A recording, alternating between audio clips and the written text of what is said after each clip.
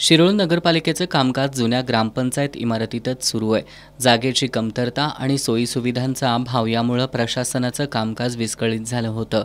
ही जागा पालिकेच्या कामकाजासाठी पुरेशी नसल्यानं आमदार राजेंद्र पाटील यड्रावकर यांनी राज्य सरकारकडे जुन्या तहसील कार्यालयाच्या इमारतीसह 62 गुंठे जागा हस्तांतरित करण्याची मागणी केली होती। त्यांच्या पाठपुराव्याला अखेर यश आलं असून महसूल विभागानं जुन्या तहसील कार्यालयासह 62 गुंठे जागा शिरोळ नगरपालिकेला वापरासाठी हस्तांतरित करण्याचा निर्णय घेतलाय। महसूल विभागानं त्याबाबतचे आदेश जारी केले असून या जागेचं हस्तांतरण कोनशिला अनावरण सोहळा आमदार राजेंद्र पाटील यड्रावकर यांच्या उपस्थितीत पार पडला। यावेळी प्रभारी मुख्याधिकारी अजित नरळे, माजी नगराध्यक्ष अमरसिंह माने पाटील यांची प्रमुख उपस्थिती होती।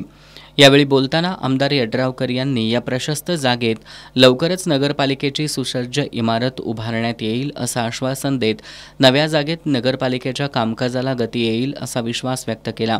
या प्रसंगी बाबा पाटील, रणजितसिंह पाटील, विजय देशमुख, बजरंग काळे, अरविंद माने, संभाजी भोसले, अमर शिंदे, शिवाजीराव देशमुख, दादा सोकोळी, अविनाश टारे आदी मान्यवर उपस्थित होते।